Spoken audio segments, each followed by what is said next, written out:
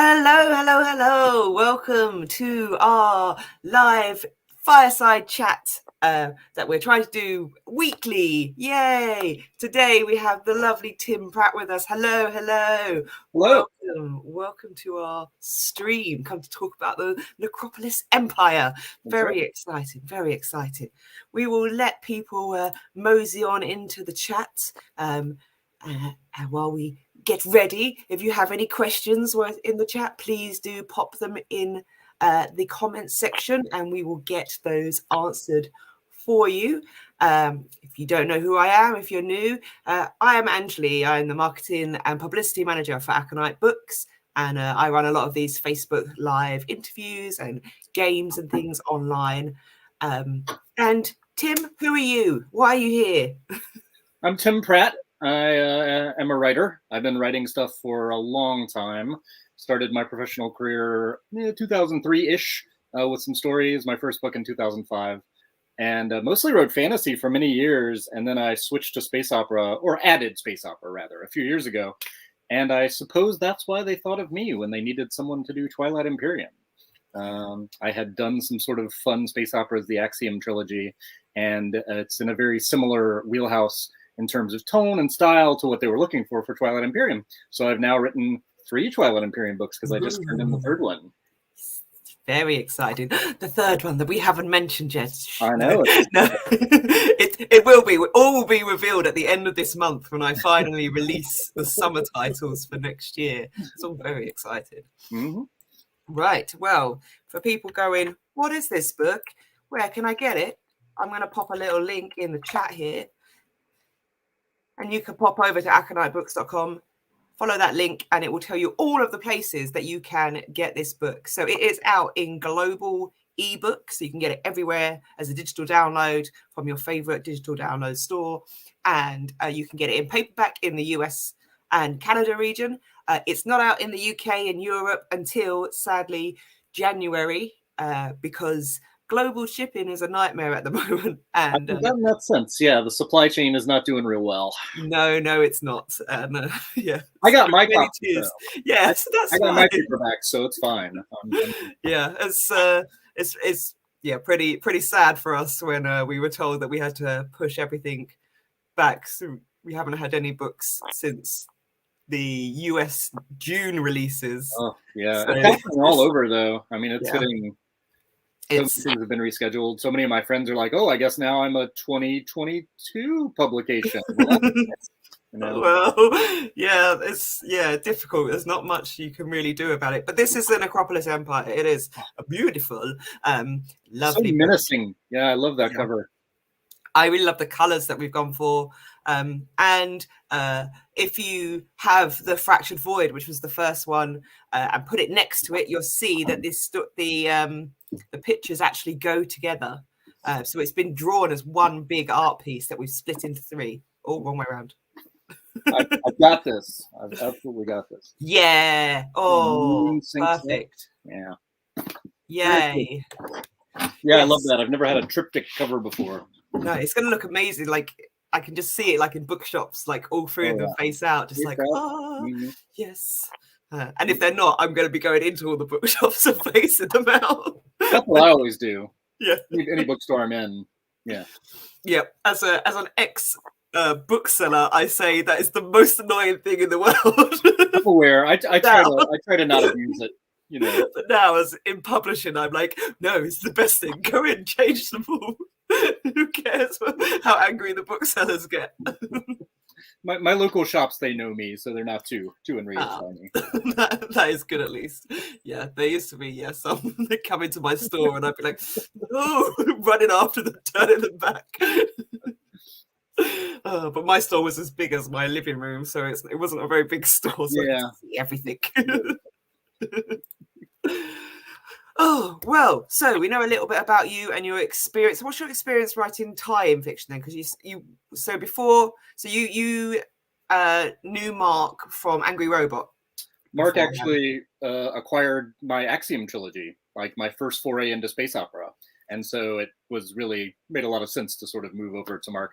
I didn't know Mark from tie-in stuff, really. I guess I met Mark when he was at Solaris, and he did an anthology that I had a story in, a million years ago. But for tie-in stuff I did a Forgotten Realms novel called Venom in Her Veins, which I still think is great. It's about snake people and archery and monsters in the dark. I'm really proud of that book. The Yuntai or snake yeah, exactly. Yeah, I always loved those. I played one in my high school game. I played, and I really was just great to be able to write a novel exploring that culture, and sort of trying to redeem that culture a little bit.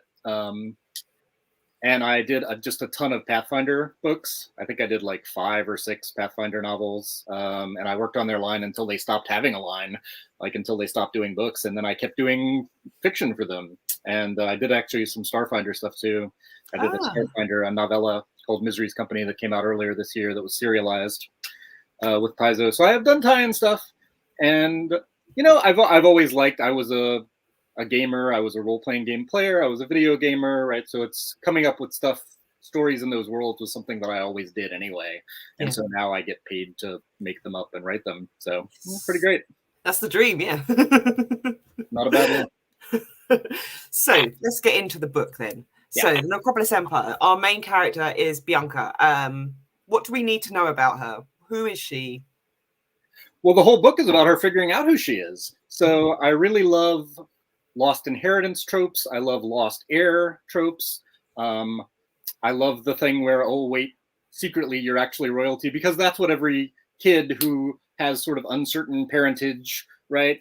Who grows up in the middle of nowhere, they always fantasize, well, maybe I have real parents, and I've talked to so many people who have felt like that. And I grew up in the rural south of the United States in North Carolina. And I always thought there's got to be a bigger world out here. I didn't know my dad, so I would speculate about, what my dad might be like. My mom didn't like to talk about him much for reasons I won't get into on the live stream. But, so a lot of that stuff has kind of been built into me in my life. So I've always found it fascinating in fiction. And Bianca is that. She's a foundling. Her parents find her in the forest on this backwater colony world. Well, it used to be a colony world. In the course of all the upheavals in the Twilight Imperium universe, it kind of got forgotten. It was a mining planet, and then the people who were originally in charge of it, whatever faction that was, just stopped contacting it. So they have been left to grow wild for generations. And Bianca's parents just found her in the woods. She doesn't really look like them. She doesn't, it's a very diverse planet. She's human, but otherwise nobody can quite figure out who she is or where she came from. And so the book is about her discovering that. Because I am I don't like to write a completely straightforward story. If I find a trope, my first instinct is always to turn it upside down or twist it or interrogate it somehow. So I will say that the Lost Princess stuff doesn't work out in a completely straightforward manner. She does not just inherit a giant space castle. It's weirder than that. Curses.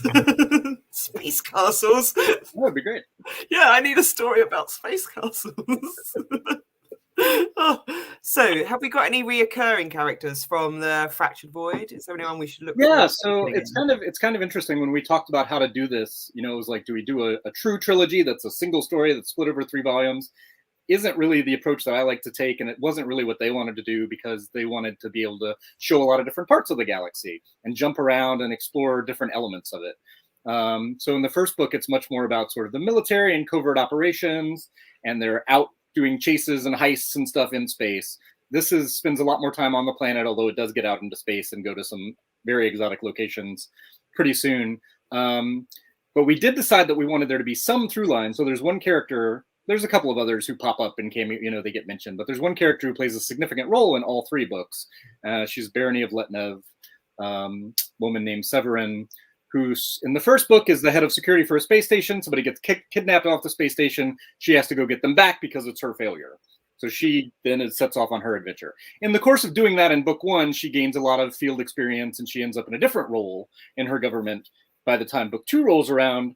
So she does appear in book 2 in a somewhat more expanded and sinister position. She's sort of a villain. She's sort of an anti-hero. She's really fun. She's a delight. She tends to steal like every scene that I put her in. So, yeah. Well, I look forward to meeting her again. There's a lot of new characters as well. So who was your favorite character to write? Bianca's a delight just because anytime you can write a character who is, you send an innocent character who doesn't have a ton of preconceptions out into the world, it's a great way to see the world through their eyes, right? Wizard of Oz is cool because Dorothy doesn't know what she's looking at, right? It's a new to her, and so it's new to the reader. And it's very similar for Bianca. I get to put her in these situations. She doesn't know what's weird or not. Everything is weird to her, right? So in the course of the story, the Barony of Letnev come to her planet and say, by the way, this is our planet. It's our planet now, and you are all super behind on your taxes, basically, right? And then they come to Bianca. This is pretty early in the book. They come to Bianca and say, so you have to come with us because there's some stuff you don't know about yourself. We're going to reveal everything. It's going to be great. Barony of Letnev, not necessarily the most trustworthy of factions. They probably have their own agenda too. So there's something that they need Bianca for. And they take her out into the universe. And so a lot of the book is her discovering, like, she's always dreamed about this wider world. You know, on her planet, they know that there's an entire galactic civilization out there. They just can't really get there, right? There's almost no space travel off of her planet. So to take Bianca out into the world was so much fun, and to have her learn things about the world and about herself, it's just a super enjoyable character to write. If we avoid main characters, there's in the first book, some of my characters have to go commit a crime, and in the course of doing this crime, they need false identities, and so they find a guy to sell them fake identities. They steal the identities of some people who are the right species, roughly the right age, whatever, and they pretend to be them.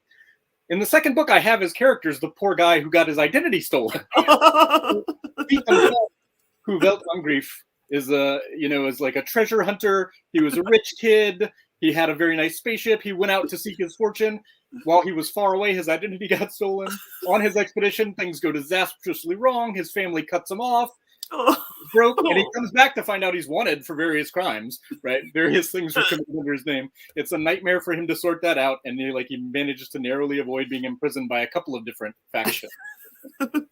And we first meet him in Necropolis Empire in a bar, trying desperately to just get a drink on credit. Like he can't even really buy a drink by himself. All his accounts are still frozen. He's in a terrible position. So he ends up like bumping into Bianca later in the course of her adventures. And writing Huvelt was a ton of fun because he's somebody who had been a complete child of privilege and went out into the universe thinking it would be as easy for him as everything else ever was. But the universe does not care, really.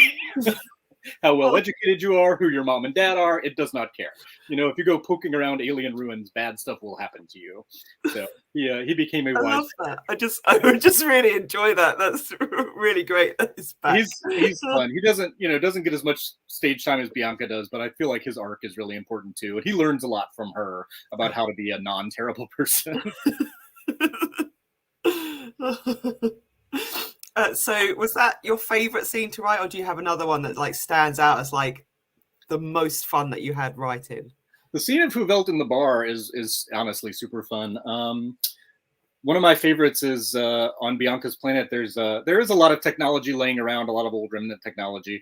They're not getting a lot of new stuff, so there is an economy dedicated to digging old tech out of the ground when they come across it, and to refurbishing it and repairing it, repurposing it. And there's this guy Torvald who lives in a scrapyard, essentially in a junkyard near Bianca, and she's friends with him. He's just this cranky old guy. He has no family. He's really interested in machines and putting stuff together, and Bianca is interested in machines too. They hang out a lot together, so their dynamic of this 18, 19-year-old girl, 20, I forget how old she is exactly. It's coming of age kind of thing. And, this cranky old guy who never had kids around him, right? Their interactions are just super fun to write. And there's a part where he reveals to her a secret. Like there's something that his family has known about for generations, and he shows it to her. And that's great because anytime you can have a character relationship that has an established dynamic and a lot of banter and stuff going back and forth, and then you can explode a bomb in that, right? You can radically shift. You look at somebody and realize there's more to this person than I realized. That's a really fun sort of thing to write. So those were fun scenes too. And also all the scenes later where Bianca comes into her full power and kicks a lot of ass. Those are fun, but that's kind of spoilery to go into. Bianca's awesome. She finds out things about herself that allow her to do some fun things. Oh, well, that does sound good. I like that you've played with these sort of the fairy tale sort of ideas of secret destinies and lost treasure and things like that. They're they're some of like my favorite like stories to tell. Those it's very like fantasy, but in a sci-fi setting, which is very exciting for me. Yeah, well, part of the book is about Bianca was stuck on this planet and stared at the sky and thought about the world, and she read a lot. You know, she read what was available to read on her planet. And so she is thinking of her life in terms of stories. And part of the book is her figuring out that the story she'd imagined for herself, where she's a secret space princess, is not really true, but maybe she's something great that she hadn't even thought about, right? Or maybe whatever she is, she can make something great out of it. It's very much about like how we set up these ideas, these narratives about our lives, and how we have to change those narratives sometimes, right? And so I got to play with all kinds of narratives. The fairy tale stuff is huge. There's a lot of going into the dark wood. There's a lot of finding things. There's a lot of, you know, weird old people who live in a cave, essentially, right? It's not exactly that, but like people who have secret knowledge and secret wisdom, but there's a cost if you take that wisdom. All this stuff from myth and fable and fairy tale, I had a ton of stuff with. And the Lost Princess, the whole Lost Princess trope, which is the one that I just really turn inside out and play with in this book. Yeah, I love all that stuff. And I didn't structure it like explicitly on any particular fairy tale. I just kind of reached out and reached into the bag of fairy tales and grabbed a bunch of elements that I like that I thought fit well together. Oh, so Adam says, Fractured Void was incredibly funny. It sounds like Necropolis Empire has some comedic moments also. How do you find ways to work comedy into a space opera, which can be so thematically heavy and dark?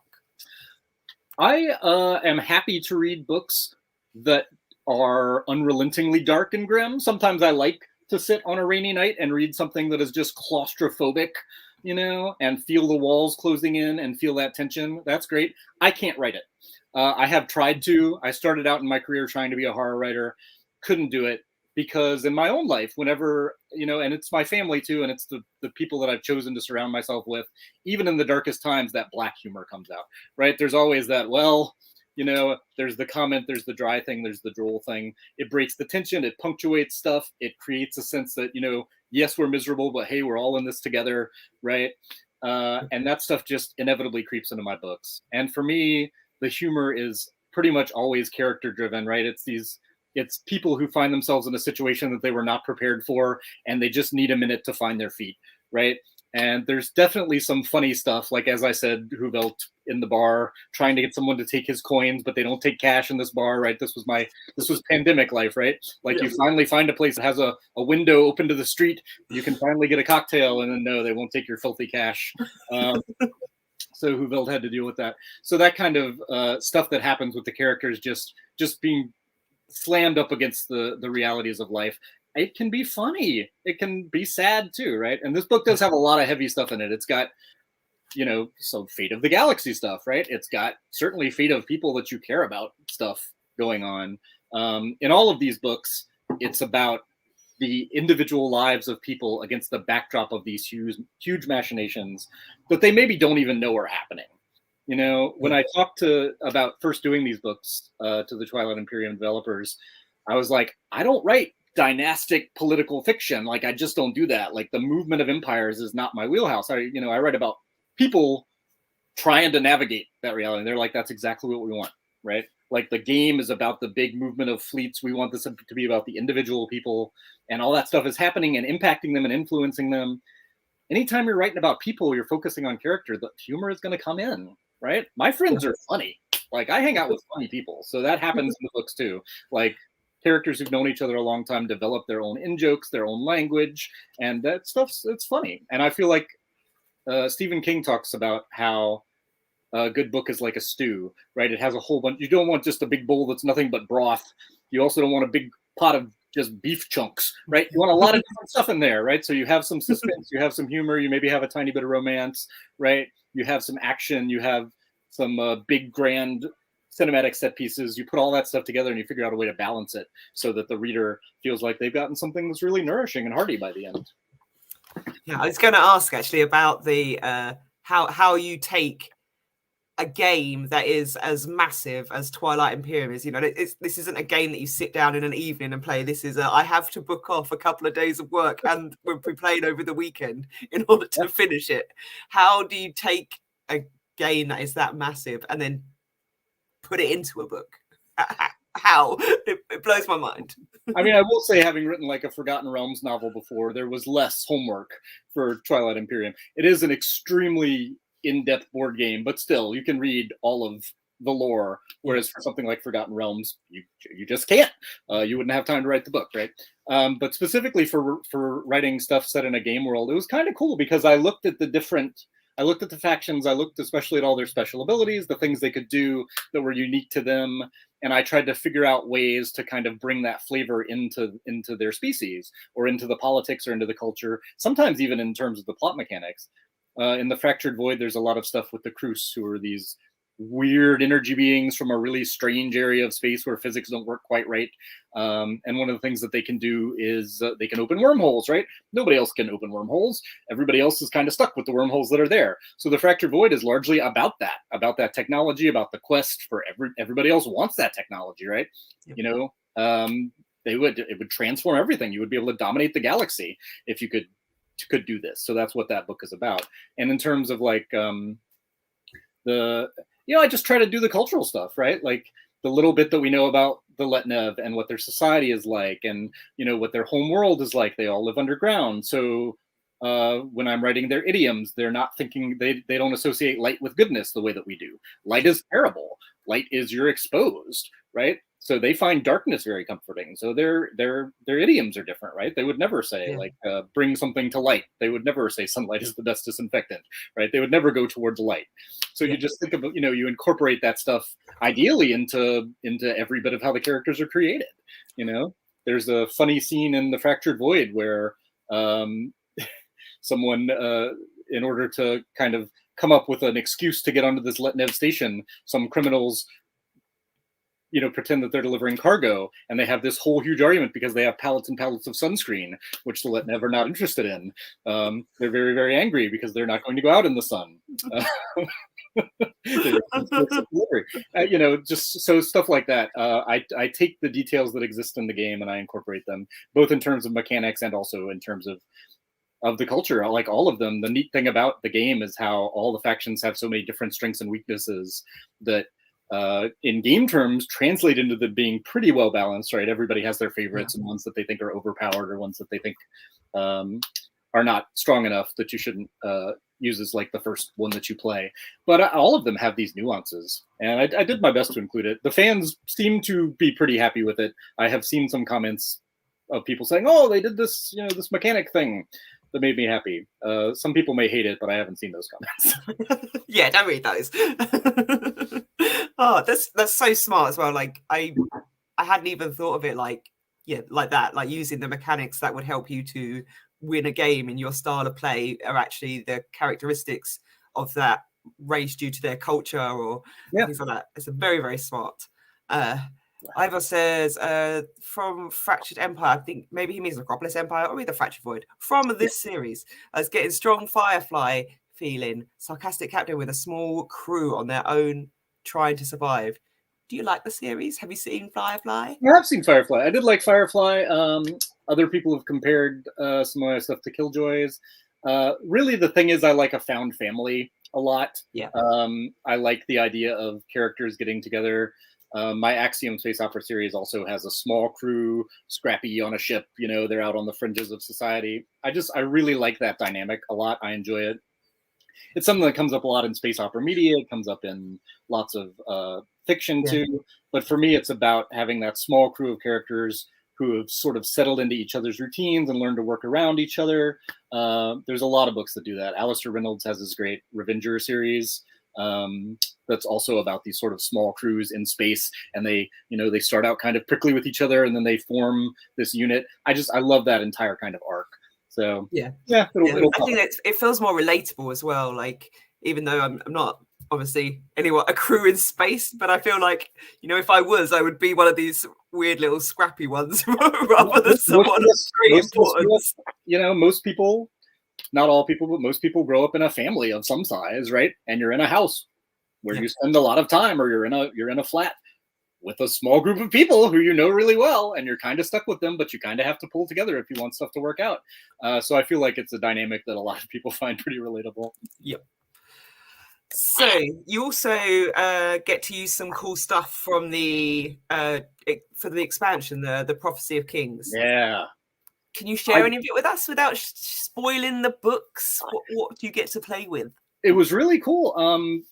When we first started talking about this books, it was very much like, here's a bunch of information, don't tell anybody, right?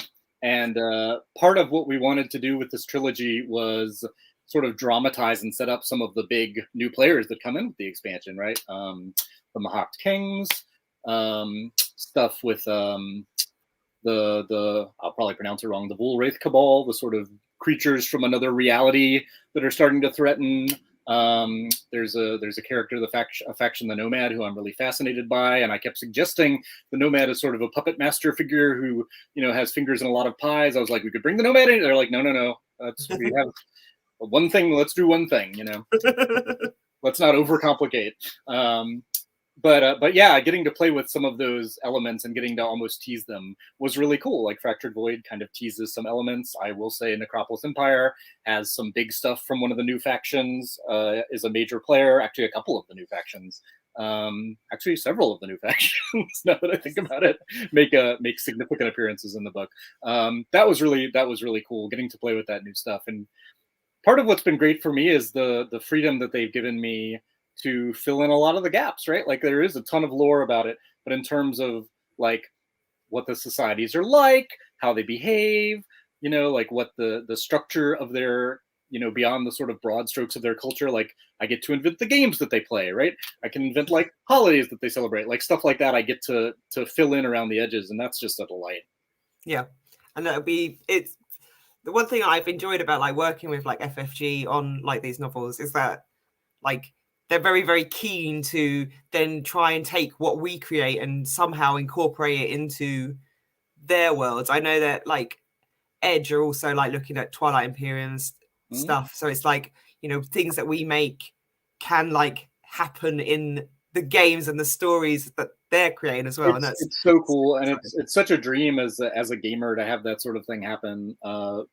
I did some stuff for Pathfinder Tales. I did some Pathfinder Tales novels, and there was a character I created that they really liked that they then brought in and put in an adventure path, right? They made her an NPC, and there were illustrations of her, yes. Right? And like, what a thrill for somebody who, was a 14-year-old role-playing gamer, right? To see that stuff kind of come into the canon. So I'm always happy when stuff like that happens. Yeah, I get very excited. My corgi has been put into an RPG. She won a competition. Wow, very nice. So she's going to be in the new the Faraway Sea RPG from Animal Adventures with Steamforged, and they've drawn a picture of her as a druid, and that's great. It's the best thing ever. It's like, yeah, I'm super excited. That's very cool. Corgi running around in people's games. It's gonna be so good. So we haven't officially announced the third book, but we have always sort of teased that it is a trilogy. We will be announcing it fully at the end of the month, just before sort of the Christmas season starts. But how does the Fractured Void and the Necropolis Empire sort of link into the book, which is called The Veiled Masters? You heard it here first, folks. The Veiled Masters. Well, it's kind of funny. When I first was, they were talking to me about doing this job, said, send some pitches, send some ideas for books that you'd like to write. So I came up with a few pitches. I came up with 3 that I thought were pretty solid, and I sent them in hoping that they would buy one of them. And instead they were like, these are great, let's do all 3. So then I got to think about ways to connect them together and all that. And we figured out what order we wanted to do them in and all that. So book 3 actually sees characters return from book 1 as well. It has some more connections. And, and it's years later for them in their internal timeline.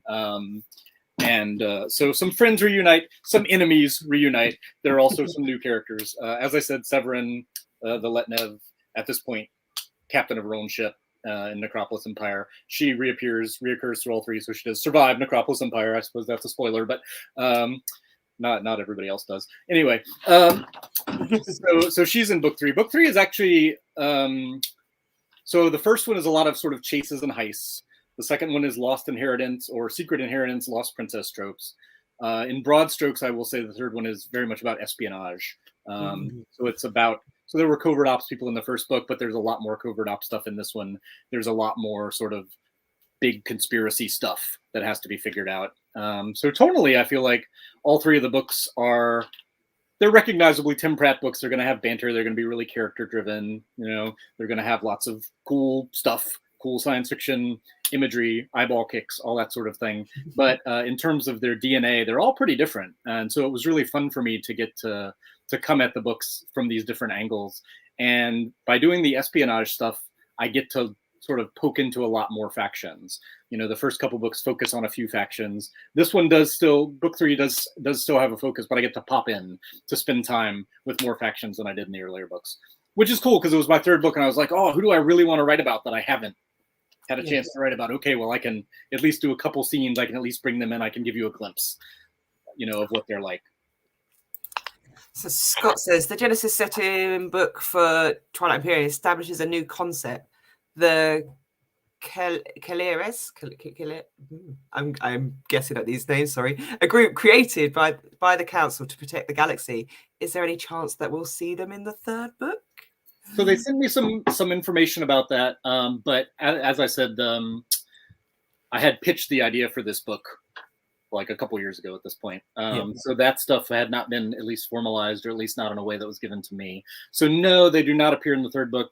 We're still actually kind of working out the fine details about the timeline, because the Fractured Void and Necropolis Empire take place some years before kind of the present in the setting, right? So, and Veiled Masters takes place a little bit later. So I'm actually still talking to them about exactly like where stuff slots in. So no, they are not specifically in there. In fact, the book is largely about kind of attempts to deal with galactic organization in a way that, later on the Council does manage to do. So no. And after the third book, do you want to write more Twilight Imperium, or are you looking to delve into other FFG products? Or... Yeah, I mean, there's a few games, there's a few things that are fascinating to me. I love Arkham Horror. I'm a huge. It's the game I've played the most of any of the properties that you guys do. And I am a Lovecraftian fan from way back, so doing some Arkham Horror would be cool.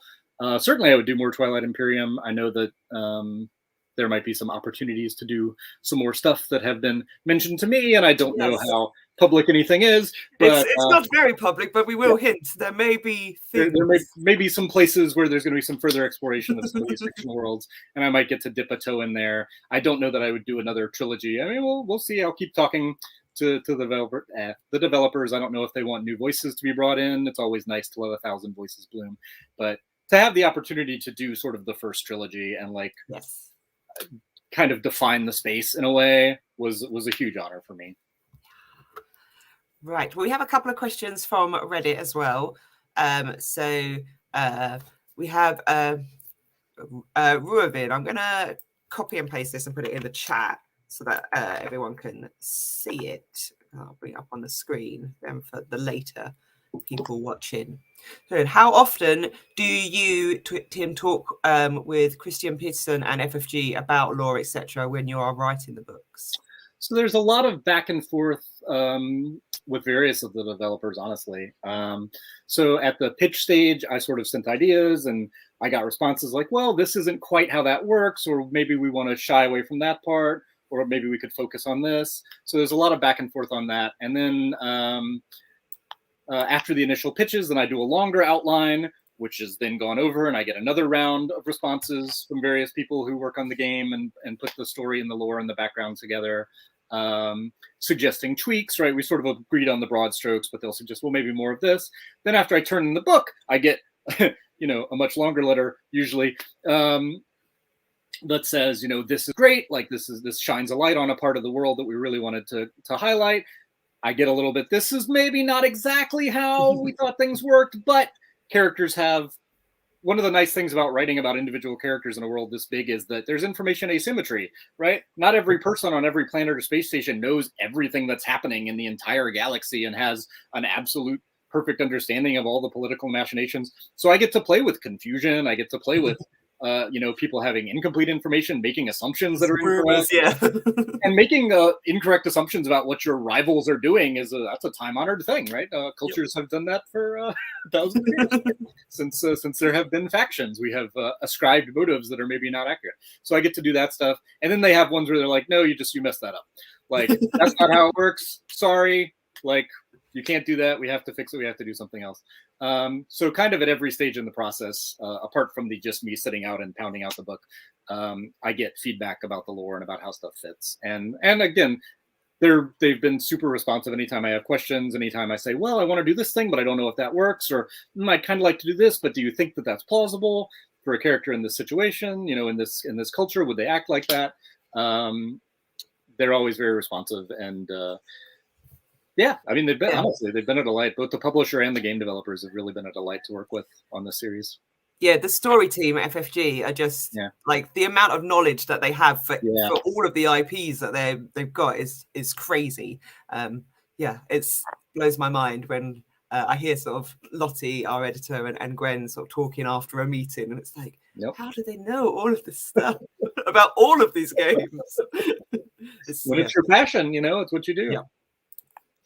We have another one again over from Reddit. Verbal says, which faction do you feel receives the least love from those involved in creating all the different aspects of Twilight Imperium? And do you think it's justified? Least love? See, I feel like it's hard to answer this question without the implication that I'm criticizing somebody who's doing something when they probably know a lot more about it than I do. The Clan of Sar, I think, is really interesting. I do not get the sense that they are a beloved faction to play in the game. I get the sense, and I could be wrong, that they're seen as being a bit underpowered compared to some of the others. I did not get to explore them very much in my book. A few of them appear. Generally, when they appear, they're sort of in a place because they have like their whole thing is that they're searching for a homeworld, which I think is a really resonant kind of storyline. I don't spend any time in that asteroid field where they all live, though. So the ones that I encounter in my books are usually cranky and displaced and in a place where they don't want to be. So I always sort of regretted that I didn't get to explore them a bit more. It just didn't work out in terms of what we were trying to do. Also, they're not a huge galactic power in the way that some of the other factions I'm writing about are. I guess I would say the SAR. Because there's like 24 of them now. If you have like the expansion, there's a ton. Crazy. No, there's a lot, and there's some that like I love the Necrovirus. Not a great character to write about. You could have a chapter that was all binary. I think that would be extremely funny, but they're difficult to write about the Necrovirus as characters who have motivations. So there's some things that are easier or harder to write about. I had some great scenes with the Ghosts of Cruz, but not from their viewpoint. I'm not convinced that I can think my way into a viewpoint that is that alien, right? I can sort of have other characters deal with them, but to write about a character, you have to understand what they want and what they're afraid of, and that can be tricky for really alien. A lot of the species, they want power, they want security, they want love, they want comfort, they want things that are common across cultures that I can imagine. Some of them just want alien stuff though. All right, if you have any more questions, do pop them in the chat now. I'm going to ask my final question to you, which is, of those 24 factions, if you were living in the Twilight Imperium world, which faction would you be a part of and why? I gotta say I'm a Mintak Coalition fan. I think that comes across in the books too. I have the protagonist really of book 1 is from the Mintak Coalition. Book 3's got a lot of Mintak Coalition stuff in it too. To me, they demonstrate what the galaxy can be, right? They're a multi-species culture. They respect one another, they have bonded together in this shared difficulty, and they're space pirates. Excuse me, raiders. They would say that they're raiders. They wouldn't call themselves pirates. They just raid occasionally. But to me, like if any faction is going to run the galaxy, right, is going to take over the Empire, maybe think about the faction that has already proven it can have a successful multicultural, as opposed to sort of a top-down, we will assert our will on these lesser species. Not all the factions have that attitude. Yep. the Letnev maybe a little bit have that attitude. But yeah, no, Mintech Coalition for me. Excellent. Well, I'm going to flash this book back up again, Necropolis Empire. That's what we're talking about today. And it is available in ebook and on paperback in the US. It's out in the UK in January next year. Yes. Do you have anything else you'd like to plug? Anything else that you're working on? Non-acolyte. It doesn't have to be, but yeah, if there's anything else. Yeah, the other book that I had come out this year was actually in my Axiom space opera. So I did a trilogy, 3 books: The Wrong Stars, The Dreaming Stars, The Forbidden Stars. People really liked them. They were a lot of fun. But I felt like after I wrapped up the story, there were some characters that didn't get enough spotlight. So I did, Angry Robot, my publisher, did this collection of 3 novellas called The Alien Stars, where each novella focuses on a character that I just didn't get to, put on center stage in the novels.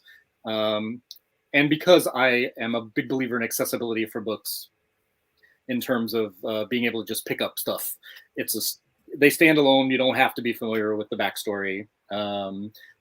Obviously, I think it enriches it if you've read the other books, but you can pick it up in the stories. The novellas are their own stories, and it's gotten a really great response from people. So yeah, if people want to check that out, if you like these space operas, then it's in that same totally different world, different universe, but it'll have the same sort of approach to character. Wonderful. Excellent.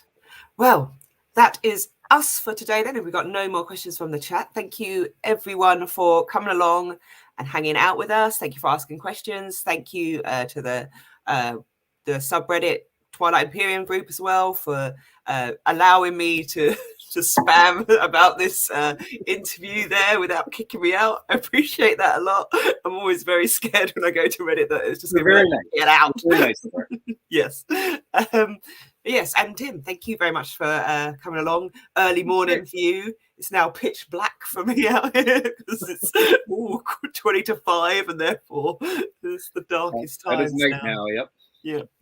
But yes, thank you very much for coming along. Thank you, everyone. And we will see you next Tuesday, where I will be interviewing Carrie Harris for Witches Unleashed, which is the new Marvel Untold novel featuring Ghost Rider. So yes, it's going to all exciting Marvel things talked about there. Yay. So thank you very much, everyone, for coming along, and see you next week. Bye. Bye-bye.